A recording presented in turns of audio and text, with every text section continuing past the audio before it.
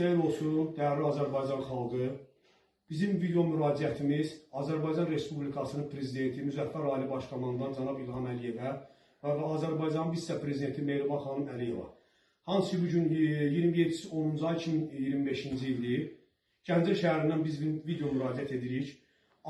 Noyabrın 8-ci Azərbaycanın vitse-prezidenti Mehriban xanım Əliyeva Gəncə şəhərinə təşrif buyuracaq. Bizim müraciətimiz Azərbaycan xalqından Allah rızası üçün bizim bu videonu paylaşmağı və bəyənməyi əksik eləmək. Hansı ki, burada bizə qarşı olan haqsızlıqla bağlı Allahın yaratdığı Quran-ı Kərim və Abbas Quliyev Nadirinin üstünə sərilən şəhid Azərbaycanın üsüyəli al bayrağına and içirik ki, yəni qardaşlarımın əvəzindən and içə bilərəm ki, həqiqəti burada əks edəcək. Quran-ı Kərimə and içirəm və şəhidlərimizin bayrağını alqanına and içirəm ki, burada danışılan söz hər şeyi həqiqəti əks edir. Xahiş edirəm qardaşlar, əyləşəyin, mövzumuzu başlayaq.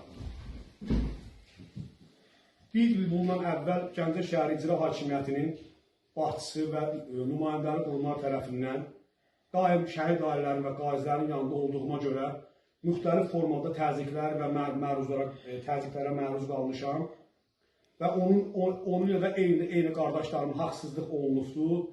Qısa hərədən indi bu olacaq sözdür ki, qardaşlarımız öz problemlərini danışsınlar ki, video çox aparmasın. Mən bugün Gəncə şəhərində haqqı dediyimə görə, mənə qarşı olunan təzyiq, qardaşlarımın haqqını ictimailəşdirdiyimə görə, şəhid ailələrinin olan haqsızlığı ictimailəşdirdiyimə görə, birinci növbədə dövlət başçısı icra hakimiyyətlərini təyin edəndə şəxsən öz ifadəsində vurğulayıb ki, məmur vətəndaşın xidmətçisidir. Və bugün elə deyil cənab prezidentimiz, Gəncə şəhəri icra hakimiyyəti və aidiyyəti qurumlar, onunla yanaşı aidiyyəti qurumlar Gəncə şəhərində olan haqsızlıqlara göz yumurlar və burada əyləşən qardaşlar, eyni də burada olan qardaşlarımıza da qarşı eyni. 8 ay bundan əvvəl mən Gəncə şəhəri icra hakimiyyətinin qarşısında özümü etiraz olaraq mənə tutmaqla hədələdilər və mən özümü etiraz olaraq yandırdım. Və Tomiyev Səmədin və Mahir Hüseynovla bağlı Azərbaycan Respublikasının baş prokurorluğuna və Daxili İşlər Nazirinə müraciət etdim ki, mən bu şeyləri ictimailəşdirdiyimə görə mənə qarşı təzyiqlər olunur. Həmin o müraciətdən sonra mən Gəncə şəhəri mərkəzi klinikada müalicə olunan ərəfəsində mənə çoxlu zəhlər və çoxlu təzyiqlər oldu. Və mən ona dözməyərək evimə çıxdım, evimdə mənə zəh gəldi, hansı ki, Gəncə şəhəri icra hakimiyyətinin birinci mamiri Tomiyev Səməd tərəfindən mənə zəh gəldi və mən orada Tuş Lissey, Gəncə şəhəri Dərman Klubu idarəsində yerləşən ərazidə ağac əkməyə və bağça orada məni gözlədiyini təzyiqlə mənə ifadə olundu. Mən də bunu çatdıra bilməyəcəyimə tək olduğuma görə, hansı ki, bizim şəhid atası Abbas Quliyev Nadirinin atası Elçin dayıya müraciət elədim, yaxın qonşum olaraq ki, Elçin dayı mənə köməkli ilə və mən Elçin dayı ilə həmin ağac əkmək məcburi olaraq, o məcburi də ki, vurğulandı ki, sənin əlilliyin və sənə verilən dövlət tərəfindən mənzil əlindən alınacaq. Bu ifadələrlə məni çağırdılar.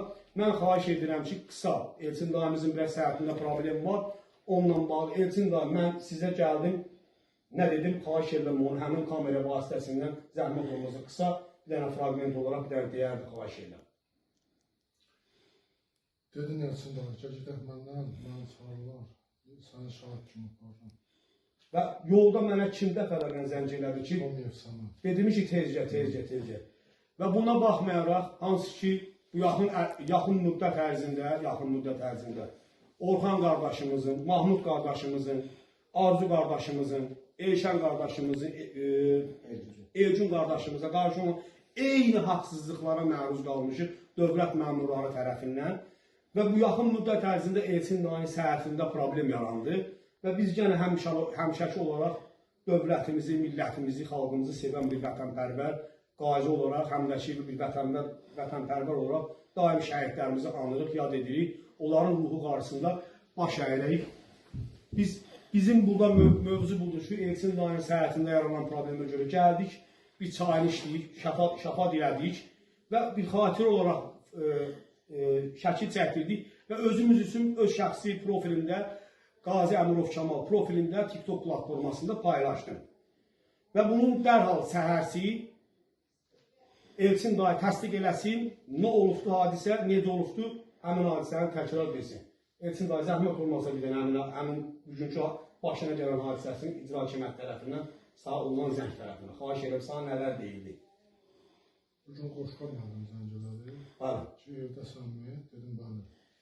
Dedi, gəlin sizə bir stəkan çayını içək. Dedim, mənim gözüm su gələ bilərsin. Dedi, şeydir, başçı göndərib ki, get gör nə lazımdır, çatışmayacaq bir şey. Elçin dayı, sizə bir dənə əlavə sual edəcəm. Allah şəhidimizə rəhmət eləsin. Bu günləri belə bir məsələ var ki, şəhidlər arasında fərq olub, şəhid ailələri arasında fərq olubdur.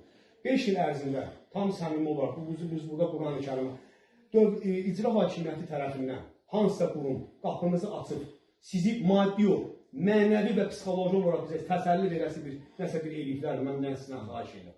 Eyni də burada olan qardaşlarımıza da mən burada dəfələrlə məni kimi intihara cəhd eləmək istəyiblər, mən onlara maniçilik törətmişəm ki, mən etdim qardaş, bu haqsızlığı susturacaqlar və qoymayacaqlar. Biz də o qərara gəldik ki, Azərbaycan Respublikasının prezidenti Müzəffər Ali Başkomandana buradan video müraciət ünvan edirik ki, cənab prezidentimiz, sizə deyiləsi gördüyünüz kimi deyil. O bizə qarşı olan haqsızlıqlar qardaşlarımla bir yerdə və burada səhhətimlə bağlı həmin bu video çəkilişdə ola bilməyən qardaşlarımızın əvəzindən mən buradan müraciət edirəm ki, 8-ci Azərbaycanın vitse-prezidenti, hansı ki qazilərin qardaşı olan Azərbaycanın vitse-prezidenti 1-ci xanım Mehriban xanım Əliyevə Gəncə şəhərinə gəlib. Mən xahiş edərdim ki, həmin bizim şəhid atamızın, elçində digər bizim mənlə olan qardaşlarımızın sosial problemlərinin və psixoloji problemlərinin aradan qalır. Maddiyyət həmişə olur. Amma psixoloji, mənəvi dəstək olmaq hər bir Azərbaycanın borcudur. Amma bugün biz Gəncə şəhərində yaşayırıq.